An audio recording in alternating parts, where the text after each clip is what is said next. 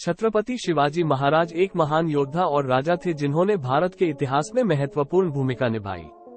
छत्रपति शिवाजी महाराज का जन्म 1627 में हुआ था। छत्रपति शिवाजी महाराज एक मराठा सेनापति शाहजी भोसले और एक धर्मनिष्ठ हिंदू महिला जीजाबाई के पुत्र थे। उन्हें छोटी उम्र से ही युद्ध कला में प्रशिक्षित किया गया था और जब तक वह 16 वर्ष के थे तब तक उन्होंने अपने पहले किले पर कब्जा कर लिया था। छत्रपति शिवाजी महाराज का मुख्य उद्देश्य एक मराठा साम्राज्य की स्थापना करना था जो भारत को मुगल साम्राज्य से मुक्त करेगा। वह अपनी गुरिल्ला युद्ध रणनीति और अपने दुश्मनों को मात देने की क्षमता के लिए जाने जाते थे। मुगलों और अन्य पड़ोसी राज्यों के खिलाफ कई लड़ाई जीतने के बाद उन्होंने 1674 में मराठा साम्राज्य की स्थापना की।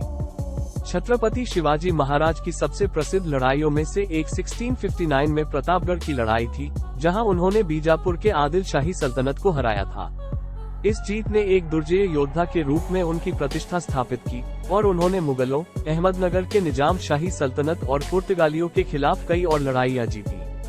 छत्रपति शिवाजी महाराज अपने प्रशासनिक कौशल और सामाजिक न्याय के प्रति अपनी प्रतिबद्धता के लिए भी जाने जाते थे।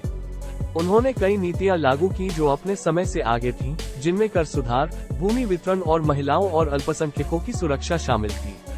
वह कला के संरक्षक भी थे और उनका दरबार कई कवियों, संगीतकारों और विद्वानों का घर था। जीवन भर कई चुनौतियों का सामना करने के बावजूद शिवाजी ने अपने लक्ष्य को कभी नहीं छोड़ा।